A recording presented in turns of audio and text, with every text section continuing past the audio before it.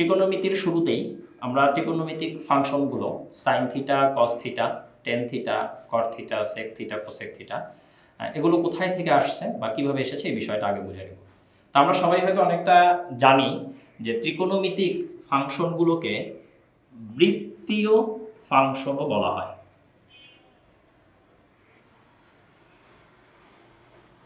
এখন ভাই বৃত্তীয় ফাংশন নামটা থেকে যদি আমরা একটু খেয়াল করি, এই নামটা কি সাজেস্ট করতেছে যে হয়তো এটার সাথে বৃত্তের একটা সম্পর্ক আছে।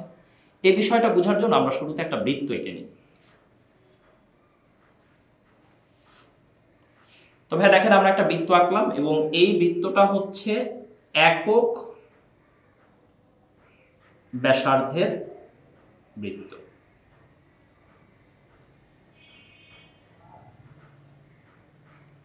তো আমরা এখন এই বৃত্তে কেন্দ্র ও কে চিহ্নিত করলাম এবং একটি সরলরেখা ও এক্স সরলরেখাকে চিহ্নিত করলাম। ও এক্স এর সাথে ও এ রেখা থিটা কোণ উৎপন্ন করলো। এ বিন্দু থেকে ও এক্স এর উপর এ বি লম্ব আঁকলাম। এবার ভাই আমরা যদি ডেফিনেশন অনুযায়ী যাই, আমরা কি জানি ভাইয়া? আমরা জানি সাইন থিটা ইকুয়াল টু লম্ব বাই অতিভুজ। তাহলে এখানে ভাইয়া থিটা কোণের রেসপেক্টে লম্ব বা পারপেন্ডিকুলারকে, লম্ব বা পারপেন্ডিকুলার হচ্ছে ভাইয়া এ বি লাইনটা। তাহলে sine theta equal to A B divided by অতিভুজ ও এ।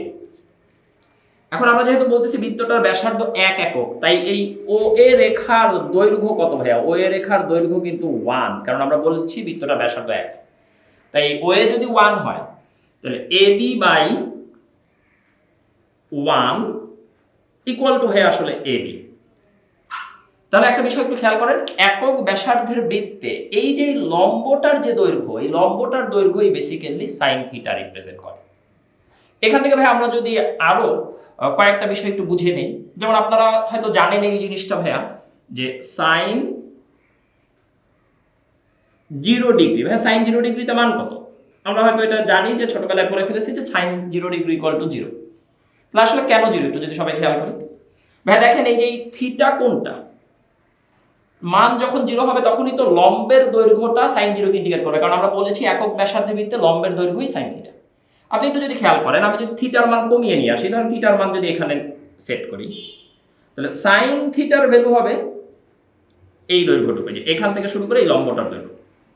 আপনি এখন থিটার মান আরো কমানো শুরু করলেন, থিটার মান যদি এখানে নিয়ে আসেন, তাহলে সাইন থিটার দৈর্ঘ্য কি হবে? এই যে এই দৈর্ঘ্যটুকু। ভাই এবার আপনি কি বলে দিতে পারেন যে আমি যদি কমাতে কমাতে থিটা 0-তে নিয়ে আসি, মানে থিটা যদি নাই 0 হয়ে যায়, তাহলে লম্ব তো ভাই থাকবে না, তাই না? লম্বটাও কি হয়ে যাবে? লম্বের দৈর্ঘ্য 0 হয়ে যাবে, কারণ থিটা 0 হয়ে গেলে ও এ রেখা ও এক্স এর সাথে ওভারল্যাপ করবে। লম্বের দৈর্ঘ্য 0 মানে সাইন 0 এর মান 0। একইভাবে আমি যদি ভাই আপনাকে জিজ্ঞেস করি সাইন 90 ডিগ্রির মান কত, তাহলে আপনার এখন কি করতে হবে? এই অ্যাঙ্গেলটা বাড়াতে বাড়াতে 90 ডিগ্রিতে নিয়ে যেতে হবে। ভাই দেখেন তো এইখান থেকে 90 ডিগ্রি অ্যাঙ্গেল করলে আসলে এটা কোনটাকে ইন্ডিকেট করবে? 90 ডিগ্রি মানে হচ্ছে ভাই এই যে এই রেখাটা, অর্থাৎ ও এ রেখা ঘুরে ঠিক এই অবস্থানে যখন আসবে তখন 90 ডিগ্রি। সেই ক্ষেত্রে ভাই বিষয়টা কি হবে একটু চিন্তা করে দেখেন তো, এই লাইনটা আর এই ও এ রেখা আসলে ওভারল্যাপ করে যাবে, একটা আরেকটার উপরে চলে আসবে, মানে পুরো এই দৈর্ঘ্যটাই তখন লম্ব হয়ে যাবে। অর্থাৎ এ বিন্দুটাও যেখানে চলে আসবে ঠিক এই জায়গায়, আর বি বিন্দুটাও ঠিক এখানে চলে আসবে। অর্থাৎ আমরা এখান থেকে কি বলতে পারি যে সাইন 90 মান কি ডিরেক্টলি যে লম্বটা, এবং এই লম্বটা দৈর্ঘ্য কত? এই বৃত্তের ব্যাসার্ধের সমান, এবং সেখান থেকে আমরা এটা বলি সাইন 90 মান হচ্ছে 1। অর্থাৎ 90 ডিগ্রিতে আপনি যখন ত্রিভুজটা চিন্তা করতেছেন, সেক্ষেত্রে আসলে ভূমিটা কমতে কমতে 0 হয়ে যাচ্ছে, লম্বটার দৈর্ঘ্য অতিভুজের সমান হয়ে যাচ্ছে। 0 ডিগ্রিতে যেটার বিপরীত ঘটেছিল। 0 ডিগ্রিতে কি হয়েছে ভাইয়া? 0 ডিগ্রিতে লম্বটা কমতে কমতে 0 হয়ে গেছিল, আর ভূমি আর অতিভুজ ওভারল্যাপ করে ফেলছে। তো আমরা দেখেন সাইন 0 এর মানও জেনে গেলাম, 90 ডিগ্রির মানও জেনে গেলাম। আবার আমরা তো এটা হয়তো জানি ছোটবেলা থেকে যে সাইন 30 ডিগ্রিকে আমরা কি বলি ভাইয়া? হাফ। এটা আসলে কি বোঝায়? এই বৃত্ত থেকে যদি বোঝার চেষ্টা করি, এটা বৃত্ত থেকে বোঝার চেষ্টা করলে এটা বোঝায় যে 30 ডিগ্রিতে লম্বের দৈর্ঘ্যটা আমাদের এই বৃত্তের ব্যাসার্ধের ঠিক অর্ধেক হয়ে যাচ্ছে, তাই সাইন 30 ডিগ্রি মানটা আমরা হাফ পাচ্ছি। ভাইয়া এবার আমরা যদি টেন থিটার বিষয়টা চিন্তা করি, আগে একটা জিনিস একটু সবাই খেয়াল করেন তো, যে ট্যান থিটা এই নামটার ফুল মিনিং কি? যারা ইংলিশ ভার্সনে পড়েন তারা হয়তো জানেন, বাংলার যদি একটু বলি যে ট্যান থিটাটা ভাইয়া হচ্ছে আসলে কি ট্যানজেন্ট থিটা। এই যে ট্যানজেন্ট যে নামটা, এটার বাংলা হচ্ছে ভাইয়া স্পর্শক। এই কারণে আমরা একটা বিষয় এক্সপেক্ট করতে পারি যে ট্যান থিটার সাথে স্পর্শকের সম্পর্ক আছে। তাহলে ভাইয়া আমি যদি আবারও আমার সেই একক ব্যাসার্ধের বৃত্তটিতে ব্যাক করি, এটা আমার ও বিন্দু ছিল এবং আমি এখন একটা স্পর্শক আঁকতেছি ডিরেক্টলি, যে এই পয়েন্টে ধরেন একটা স্পর্শক আঁকতেছি এবং ধরেন এই পয়েন্টটার কথা যদি বলি, ওর সাথে এই পয়েন্টটাকে কানেক্ট করলাম। আমরা এখন এই বিন্দুটার নাম দিলাম এ, এই বিন্দুটার নাম দিলাম বি, এবং এই কোণটা যদি ভাই আমার থিটা হয়, তাহলে tan theta equal two definition অনুযায়ী লম্ব বাই ভূমি, অল্টিটিউড বাই বেস। তাহলে এখানে লম্বকে থিটা কোণের রেসপেক্টে এ বি ডিভাইডেড বাই ভূমিকে ভাইয়া ওবি। এবার ভাইয়া বলেন তো, যেহেতু বৃত্তটার ব্যাসার্ধ একক ব্যাসার্ধের বৃত্ত, তাই আমি তো এটা বলতে পারি যে ওবি এর দৈর্ঘ্য বা লেন্থ কত ভাইয়া 1। তাহলে ওবি এর ভ্যালু যদি আপনি 1 বসান, tan theta equal to A B by 1 equal to A B. তাহলে একটু ভালো করে যদি সবাই লক্ষ্য করি, ট্যান থিটা কি নির্দেশ করতেছে ভাইয়া? এ বিন্দু থেকে এই বৃত্তে অঙ্কিত স্পর্শকের দৈর্ঘ্য, লেংথ অফ এ ট্যানজেন্ট। তাই নামকরণটাও কিন্তু ভাইয়া ঠিক আছে। তাহলে ট্যান থিটা কি ইন্ডিকেট করে? স্পর্শকের দৈর্ঘ্য। এবার একটু বোঝার চেষ্টা করি ভাইয়া, আমি যদি থিটার মান কমায় দিতাম তাহলে কি হতো দেখেন তো। থিটার মান কমলে ধরেন এই পয়েন্টে যদি চলে আসতো, সাপোজ এইটা আরেকটা পয়েন্ট, তাহলে এই অ্যাঙ্গেলটার জন্য টেন থিটার মান কতটুকু? এই দৈর্ঘ্যটা। এই অ্যাঙ্গেলে আসলে কি হতো? এই পয়েন্টে এসে ছেদ করতে, এই অ্যাঙ্গেলটার জন্য দৈর্ঘ্য হচ্ছে এটা।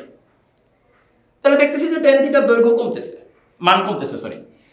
একইভাবে আমি জাস্ট একটা পয়েন্ট নিয়ে আলোচনা করার চেষ্টা করতেছি যে টেন 90 ডিগ্রিতে কি হবে। ভাই 90 ডিগ্রির যখন কথা বলবো, তখন অ্যাঙ্গেলটা 90 ডিগ্রি হলে এই যে আমরা ও এ রেখাটা নিচ্ছিলাম বা এই পয়েন্টটাকে সরাচ্ছিলাম, অ্যাঙ্গেলটা 90 ডিগ্রি হলে এই লাইনটা এই পজিশনে চলে আসবে, আর স্পর্শকটা আমি এই পয়েন্টে গেছি। ভাই এই দুইটা রেখা কি কখনো ছেদ করবে? করবে না। তাহলে এখান থেকে এটা পরিষ্কার যে ভাই 90 ডিগ্রিতে আমি যেহেতু এভাবে ছেদ করাতে পারতেছি না, অন্য যে কোনো অ্যাঙ্গেলে ছেদ করতেছে। ভাই দেখেন এই অ্যাঙ্গেলে যে এই পয়েন্টে ছেদ করছে, এই অ্যাঙ্গেলের জন্য এই পয়েন্ট এসে ছেদ করছে, এই অ্যাঙ্গেলের জন্য এই পয়েন্ট এসে ছেদ করছে। এই লেখাটাকে আপনি চাইলে একটা ইনফিনিট লাইন চিন্তা করতে পারেন। এরকম প্রত্যেকটা অ্যাঙ্গেলের জন্য এখানে এক একটা পয়েন্টে ছেদ করবে এবং সেখান থেকে আপনি স্পর্শকের দৈর্ঘ্য বের করতে পারবেন। কিন্তু 90 ডিগ্রিতে গেলে আপনি তো আসলে এই লাইনকে ছেদই করবে না, তার ফলে আপনি স্পর্শকের দৈর্ঘ্য কিভাবে বের করবেন? আপনি দুইটা প্যারালাল লাইন পাচ্ছেন। তাই আমি এটা বলে দিতে পারি 1090 ইকুয়াল টু কি ইন্ডিকেট করতেছে? অসংজ্ঞায়িত বা আনডিফাইন্ড। একটা কথা মনে রাখবেন, আমি হয়তো অন্য কোনো ভিডিওতেও বলেছি, আনডিফাইন্ড কথাটা মানে কি? যেটা সম্ভব না। 90 ডিগ্রি ক্ষেত্রে কিন্তু আপনি আসলে বের করতে পারতেছেন না স্পর্শকের দৈর্ঘ্য। এবারে যদি ভাই আমরা সেক থিটা নিয়ে আলোচনা করি, তো আপনারা যদি একটু সবাই খেয়াল করেন যে সেক থিটা এই নামটার ফুল মিনিং কি আসলে? সেক থিটার ফুল মিনিং হচ্ছে ভাই সেকেন্ড থিটা। এবং সেকেন্ড কথাটার মানে কি ভাই? সেকেন্ড কথাটার মানে হচ্ছে বেসিক্যালি ছেদক। অর্থাৎ আমরা দেখব যে সেক থিটা দ্বারা একটি ছেদক বা ইন্টারসেক্টিং লাইনের দৈর্ঘ্যকে নির্দেশ করে। দেখেন ভাই একটু, আমার এই বৃত্তের কেন্দ্র ও, বৃত্তটা আগের মতোই একক ব্যাসার্ধের বৃত্ত, এবং এই ও এ রেখার সাথে